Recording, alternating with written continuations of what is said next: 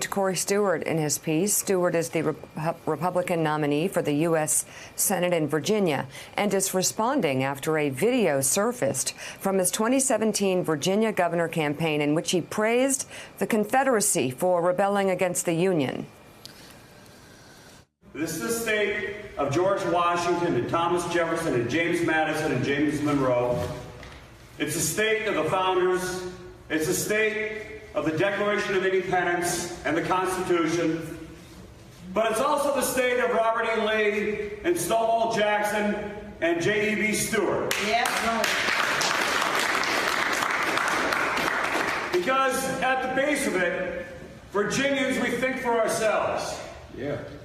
And if the established order is wrong, we rebel. Amen. We did that in the Revolution. We did it in the Civil War. And we're doing it today. Stewart, who grew up in Minnesota and moved to... Of course he did, by the way. And moved to he grew up Virginia in Minnesota. They're always the worst. Late 20s. Transplants saying, hey, I'm a rebel. Is facing incumbent Democrat Tim Kaine this November. Stewart responded to the video by telling CNN, quote, unlike wimpy Tim Kaine, really, Virginians have a warrior spirit and a rebel heart. And in a tweet yesterday that Stewart has since deleted, he attacked Michigan Democratic candidate for governor Abdul El-Sayed as a, quote, ISIS commie. Yeah. Oh, my God. Stewart, these people. Yeah. They're where's he coming from? He goes to Minnesota, and he's trying to play tough Southern boy. Well, Minnesotans are usually nice people. Yeah, I know. He's not, but he should go back instead of trying to play the role of tough Southerner. Hey, John Meacham. Lord, yeah.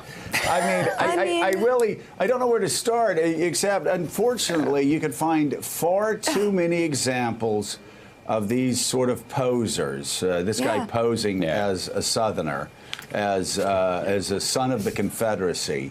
But all of this talk, from Laura Ingraham to Corey Stewart, overlooks one small detail of American history, that many Americans said the same ignorant thing hundreds of years ago, and 150 years ago when the Irish came. They said the same ignorant things when the Germans came. They said the same ignorant things when the Italians came to America. There have been a small segment of know-nothings who have been saying ignorant things about immigrants coming to this country for over 240 years. And yet, you know, I ticked off a list a couple of days ago of immigrants, their families that came recently and transformed Silicon Valley. If we had Donald Trump and Corey Stewart's view of America, then you wouldn't have had Steve Jobs over here. You wouldn't have had the founder of Google over here, the founder of Yahoo over here, the founder of Reddit over here, the founder of eBay over here. I mean, and if we want to go back a few years, even Albert Einstein may have ended up in a Nazi concentration camp with Donald Trump's viewpoint on immigration. Yeah.